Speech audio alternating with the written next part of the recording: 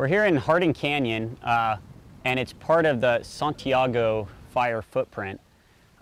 It's significant because it's a canyon in the Santa Ana Mountains that hasn't burned for a long time. And in doing so, there's a lot of species that still exist here that don't exist in other canyons in the area, including this native steelhead trout that's been landlocked and occupies this canyon and none of the adjacent canyons in the area.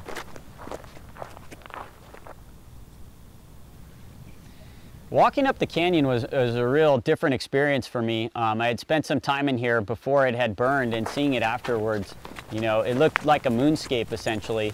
All this ash and debris is just, it's thick and it's very loose, and as you walk through it billows around your feet.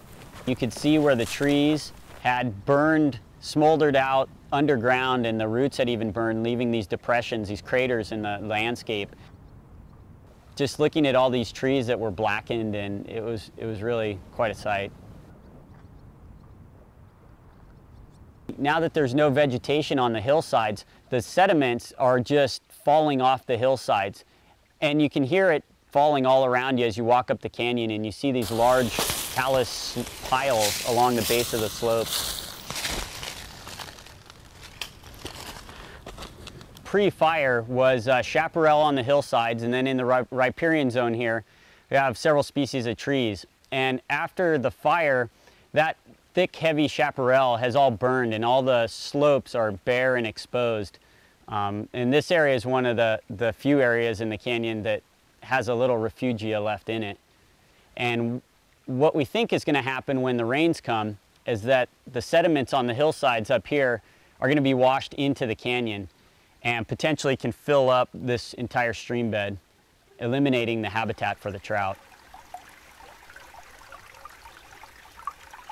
There's a spring-fed section that's maybe a quarter mile long and consists of maybe 20 to 50 pools that is the habitat that the fish exist in. The trout look like rainbow trout. They're pretty small in this system. They're probably between 2 and 8 inches in length. And I don't know, there's probably, you know, 4 or 5 in each of these pools up through here. The ash layer is pretty thick.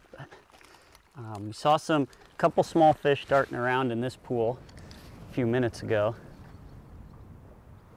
There's a little bit of running water, and on the surface we have a lot of the ash that was in the air, and as it's settling out, it's just kind of hanging out on top of the surface of the water, and it's creating a pretty thick film on top of the water that it's a little difficult to see in there right now.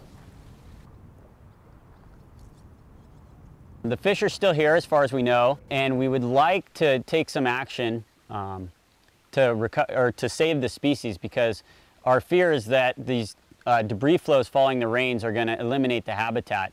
And what we would like to see happen is the fish removed from this creek temporarily and placed in either a fish hatchery that then they could later be placed back into this habitat, or moved to adjacent drainages that are going to be less affected by the debris flows this winter.